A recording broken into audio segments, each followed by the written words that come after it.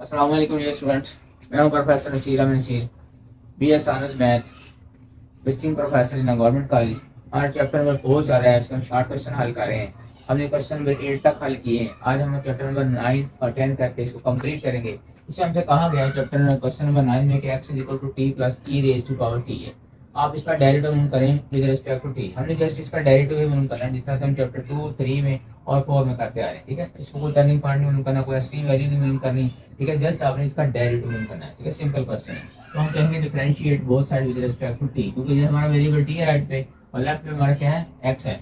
इसको हम इस तरह से लिखेंगे D X over D T, क्योंकि हमने टी के विद रिस्पेक्ट लेना है, इस तरह से, इस तरह से। अब टी का डेरिवेटिव क्या होगा, 1 होगा, क्योंकि जिससे वेरिएबल के विद रिस्पेक्ट टू डेरिवेटिव लिया जाता है उसका डेरिवेटिव 1 होता है। चलिए लिखते हैं हम d over d x into t plus d over D t into e raise to power t. अब टी के विद रिस्पेक्ट टू टी का डेरिवेटिव जब लेंगे तो इसका आंसर 1 हो जाएगा, प्लस ई का पावर, ई हमारा एक्सपोनेंशियल फंक्शन है। इसका एक स्पेशल फॉर्मूला होता है कि ई जो है फंक्शन को हमने एज इट लिख देना है, यानी ये एज इट लिख देना है। फिर हमने उसकी पावर का दोबारा से डेरिवेटिव लेना होता है, इस तरह से। ये इसकी पावर है ना टी, इस तरह से। ठीक है, ये एक्सपोनेंशियल फंक्शन के लिए फंक्शन एज इट इज और derivative power of the function, ये इसका फॉर्मूला होता है 1 प्लस ई पावर टी। अब ई टी का विद रिस्पेक्ट टू टी नहीं होगा, 1 मिलेगा, यानी 1 प्लस ई की पावर टी। ये हमारे पास आ गया D X over D T, यानी derivative of the function with respect to T. जो उसने हमसे कहा था वो हमने इसको हल कर दिया। ये हमारा क्वेश्चन नंबर 9 था। ठीक है, अब हम क्वेश्चन नंबर 10 हल करते हैं। उसमें उसने कहा कि फाइंड द एक्सेलरेशन। ठीक है, उसने हमें डिस्प्लेसमेंट दे रखा है और एक्सेलरेशन मूव करवाया है, हमने एक्सेलरेशन मूव करना है। ठीक है, हमारे पास क्वेश्चन है y s is equal to sine 2t। Question है हमारे पास, क्वेश्चन नंबर 10 है y is equal to sine 2t, y is equal to sine 2t। ये हमारे पास फंक्शन है y is equal to sine 2t। अब साइन फंक्शन है, जो 2 और t है हमने लिखा है, ये इसका एंगल है। हमने मालूम क्या करना है, एक्सेलरेशन मूव करना है। हमने क्या मालूम करना है, एक्सेलरेशन। एक्सेलरेशन को आपने पढ़ा होगा, स्मॉल ए से शो करते हैं, आपने ये मालूम करना है। ठीक है, सबसे पहले आप क्या मालूम करेंगे, फर्स्ट ऑफ ऑल हम इसकी वेलोसिटी मालूम करेंगे, क्योंकि एक्सेलरेशन का फार्मूला क्या होता है, एक्सेलरेशन का फार्मूला होता है d v over D t. आपके पास ये वैल्यू होना चाहिए, आपने ये मालूम करना है। ठीक है, आपने ये मालूम करना है। उसके लिए आपको क्या चाहिए, आपको पहले वेलोसिटी मालूम करना होगी। वेलोसिटी हमारे पास डिस्प्लेसमेंट है। ठीक है, तो वेलोसिटी क्या होती है, ठीक है, वेलोसिटी क्या होती है, एस यहाँ पर एस है। तो वेलोसिटी क्या होती है, वेलोसिटी होती है, ये एक्सेलरेशन है, वेलोसिटी।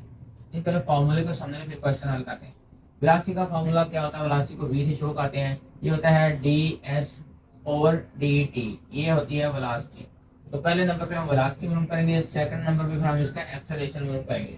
उम्मीद है आपको क्वेश्चन की समझ आ गई होगी कि हमने मालूम क्या करना है, एक्सेलरेशन।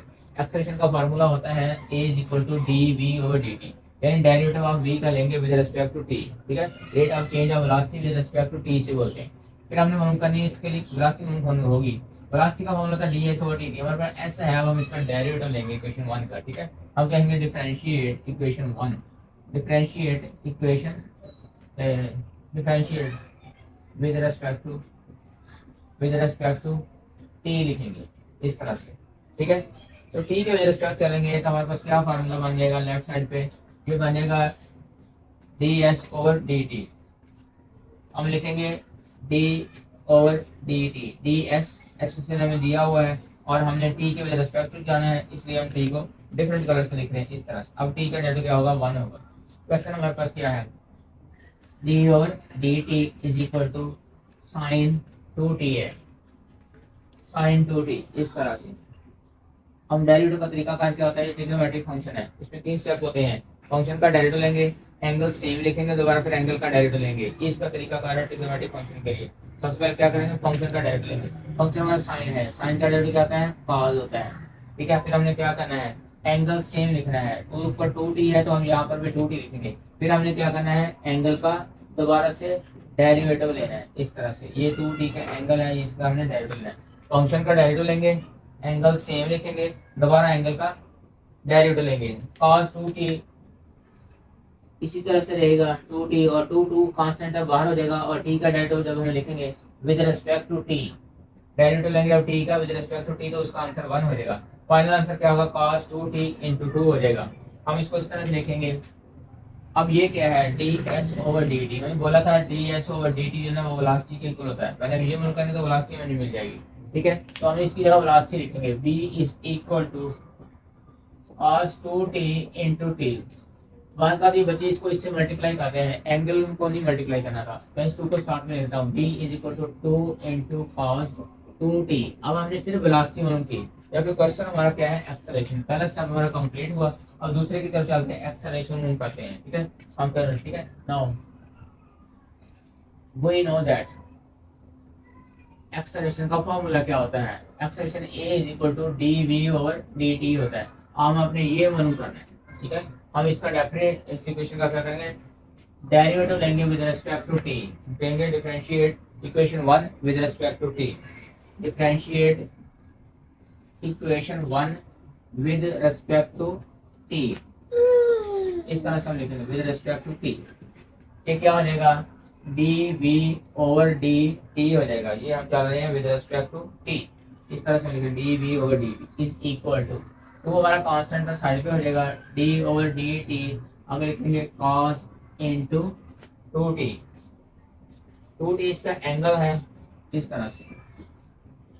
फिर उसी तरह से बच्चों कांस्टेंट को इसी तरह से लिखेंगे, और क्या होगा, फंक्शन का डेरिवेटिव कॉस का डेरिवेटिव माइनस साइन होता है, और फिर क्या करना होता है, एंगल सेम लिखना है। दूसरा काम ये करना है कि एंगल सेम लिखना है। फिर तीसरा काम क्या करना होता है, आपने एंगल का डेरिवेटिव लेना होता है, ठीक है। पहले फंक्शन का डेरिवेटिव, एंगल सेम और एंगल का डेरिवेटिव। चैप्टर 3 में ये क्वेश्चन इसी तरह से आ गया। अब इसका आंसर लेंगे, ये माइनस बाहर आ जाएगा, -2 इंटू साइन 2t, फिर इसी तरह 2, ठीक है। और t का डेरिवेटिव जब लेंगे वो 1 हो जाएगा विद रिस्पेक्ट टू t। अब आंसर क्या आ जाएगा, दोनों को बनाए -4 साइन 2t। ये हमारे पास आंसर आ गया एक्सेलरेशन का। एक्सेलरेशन का जानते हैं, यूनिट क्या होता है, मीटर पर सेकंड स्क्वायर होता है, इस तरह से। इस तरह वेलोसिटी का यूनिट क्या होता है, मीटर पर सेकंड, ठीक है। आप इसके साथ लिख सकते हैं यहाँ पर मीटर पर सेकंड, इस तरह से।